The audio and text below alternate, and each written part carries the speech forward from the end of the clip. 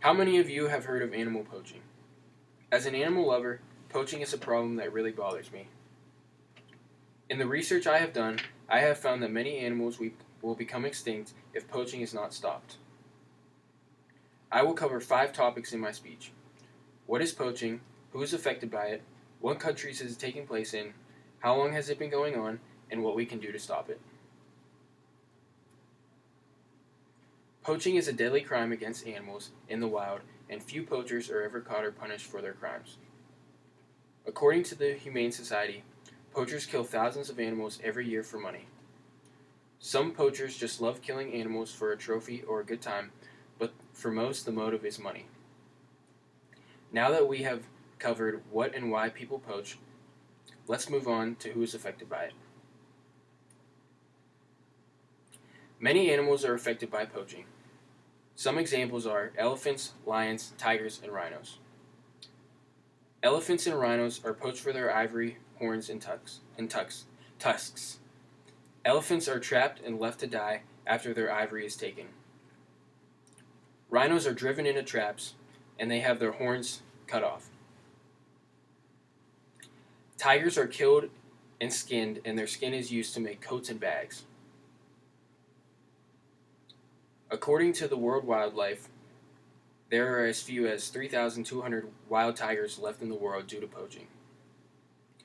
The elephant population has been reduced by millions in the last century due to poaching. Now that we have covered who is affected by poaching, let's look at what countries poaching takes place in. Poaching is taking place in many countries all over the world. Some of the places are Africa, Zimbabwe, China, and South America. Elephant poaching in Zimbabwe, in particular, kills hundreds of elephants every year. Poachers in South America capture large game and sell to ranches for canned hunting. Some startling statistics about how poaching is negatively affecting the wildlife are: the black rhino population is down in Africa 97.6% since 1960. There have been 35,000 African elephants killed last year in Africa due to the African Wildlife Foundation. Now that we have covered what countries poaching is taking place in, let's look at how long it has been going on. The World Wildlife Foundation has worked to stop poaching for 50 years. In 1980, there was an average of 100,000 elephants killed a year in Africa.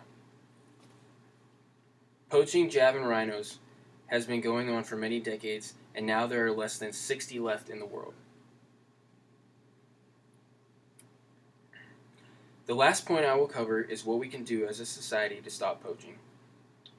Society should make it a point to stop poaching so these animals I've talked about don't go extinct. In order to protect these animals, we need large undistributed areas and camps where rangers stay and provide safety for these animals. On the website wwf.panda.org, there is a place where we can make donations towards anti-poaching equipment. You can sign petitions against poaching and volunteer for environmental agencies. And most importantly, spread the word about poaching and educate people. I just have one more thing I want to mention with this clip, with a short clip. I'm sure all of you have heard about Cecil the lion and how he was tragically killed by a trophy hunter. This is just a short clip of Jimmy Kimmel talking about the situation.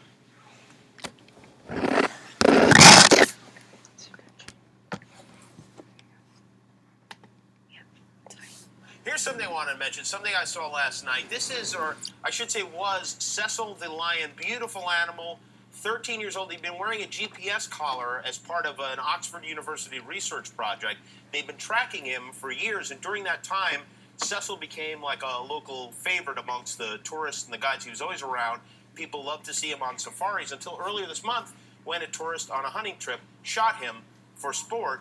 And, of course, everyone is angry and upset. Last night I read this story. I happened upon the story in the news report. said they suspected it was a Spaniard who did it, who shot the animal. And I have to admit, when I saw it, I was so relieved it wasn't an American. I really was. I was like, this is terrible, but thank God it wasn't one of us for once. And then I went online this morning and learned that turns out it was an American. It was one of us. It was a dentist from Minnesota who paid $50,000 to shoot the lion. According to the news, he hired a company. He flew to Zimbabwe. Two locals took him to the national park. They tied a dead animal to the back of a Jeep to lure the lion out of the park because it's illegal to shoot them in the park. They call it baiting. And once they got the lion out of the park, they put a spotlight on him, and then the dentist shot Cecil with a bow and arrow. But the arrow didn't kill the lion, so they tracked him, and 40 hours later shot him with a gun, skinned him, and took the head and left the body there. Now, unfortunately for them, the researchers at Oxford who were tracking Cecil were able to trace the signal and find the carcass, and the local authorities found the hunters who they say they realized too late that they shot an animal with GPS. They tried to destroy the tracking collar, but failed to do that. So they know who it was. The American hunter, whose name is Walt Palmer, is currently in hiding. He closed his dental office in Bloomington, Minnesota, and he emailed a statement to the news saying, I had no idea that the lion I took was a known local favorite until the end of the hunt. Which, first of all, stop saying you took the animal. You take aspirin. You killed the lion. You didn't take it. And he continued, he said, to my knowledge, everything about this trip was legal and properly handled. I relied on the expertise of my local professional guides to ensure a legal hunt. Which, okay, good. Let's say we accept at face value that he thought it was legal and properly handled and didn't know the lion had a tracking collar. It was a local fair. The big question is, why are you shooting a lion in the first place? I mean, I'm honestly curious to know why a human being would feel compelled to do that. How is that?